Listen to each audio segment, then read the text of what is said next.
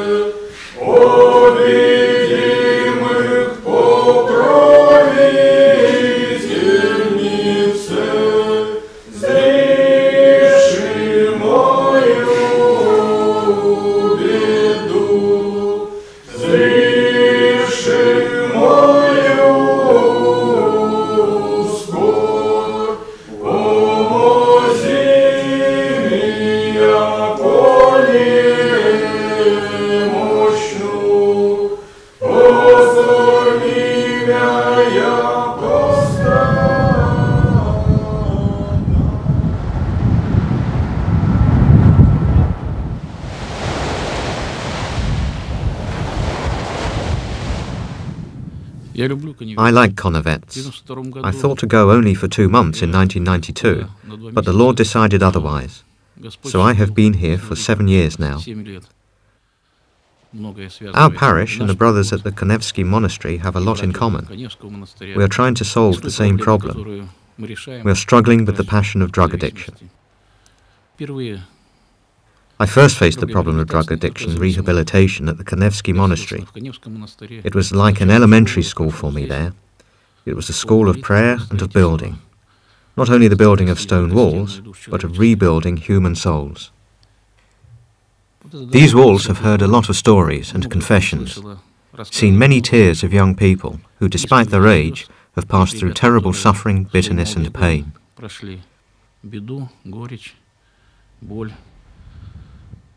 Work with the drug addicted is similar to the work of an exorcist, the person who expels demons. That is why we, the priests, dealing with this problem, face similar consequences and sufferings. Difficulties with our own family members, misunderstandings with our fellow brother priests, slander from those whom you serve and those related to you.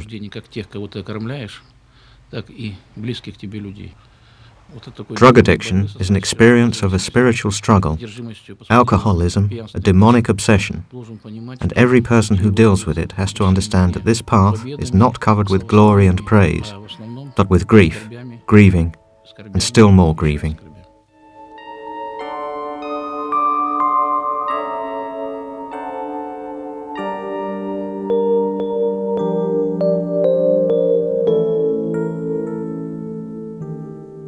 In 2004, Archpriest Sergiy Belkov undertook this path of grief and of salvation, the salvation of souls and fates of the drug-addicted.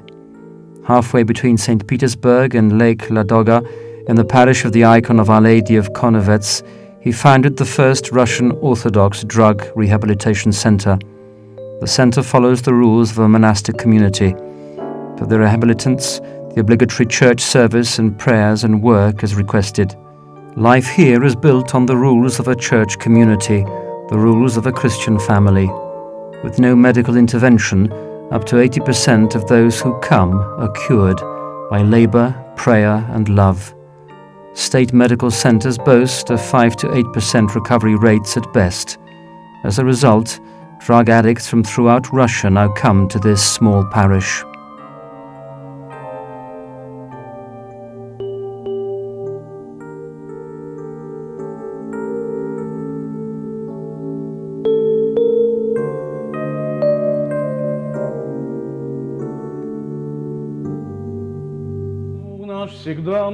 O Heavenly King, O Comforter, Treasury of good and Giver of life, come and dwell in us and cleanse us from every stain.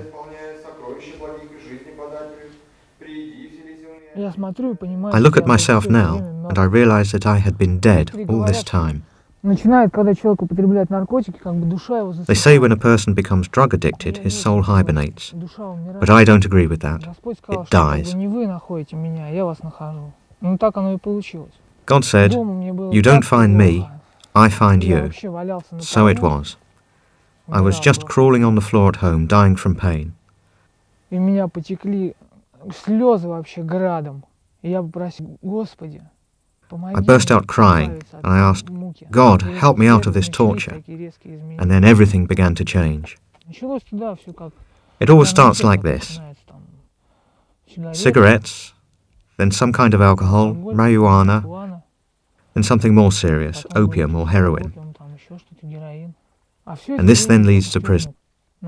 You go to prison for drugs, then after prison, you start taking drugs again. When I was released the last time, it was a terrible time for me.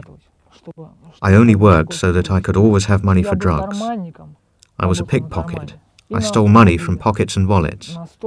I stole cars. It was well organized. It was like hunting. This is a way of life. Drugs are a way of life, from the moment you open your eyes in the morning to the moment you finish your day. Drugs replace everything. Friends, relatives, acquaintances, girlfriends, cars, and something else. Dignity. Simply everything.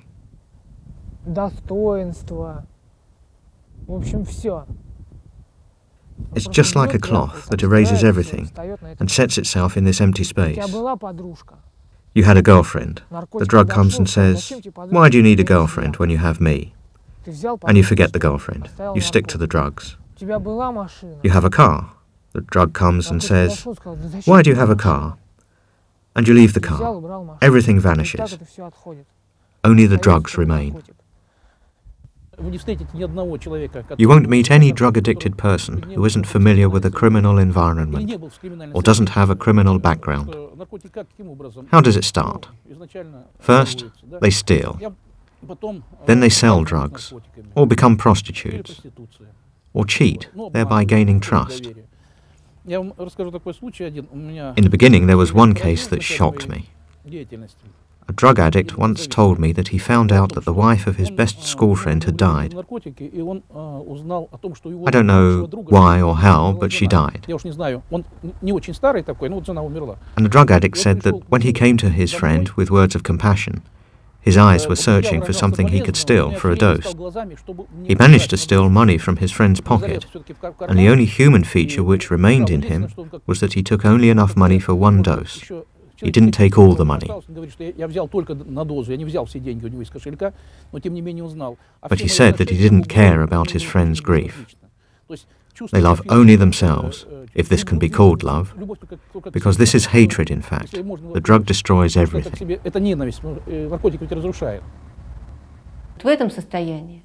When they are in this state, they don't love anybody, and they can kill in this state.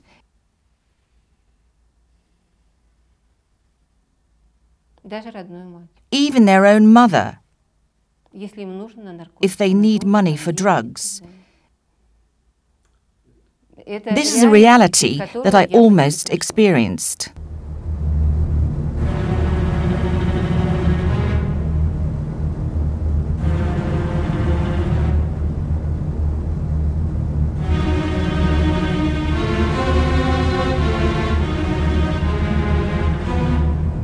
The value of the social service in Father Sergiy's selfless devotion cannot be understood without understanding the realities of modern Russia. Western society and the Western Church have accumulated great experience in helping addicts. Russia has confronted this reality for only the last 10 to 15 years, yet it remains a national catastrophe. The number of drug-addicted children and teenagers has increased 11 times within the past decade, and the number of registered crimes 16-fold. Most addicts are young people 18 to 30 years old. The Russian Federal Drug Control Service has stated that the scale and the speed with which drug addiction is spreading in Russia is such that it threatens the country's national security. More pessimistic experts state that it may lead to the nation's partial genocide.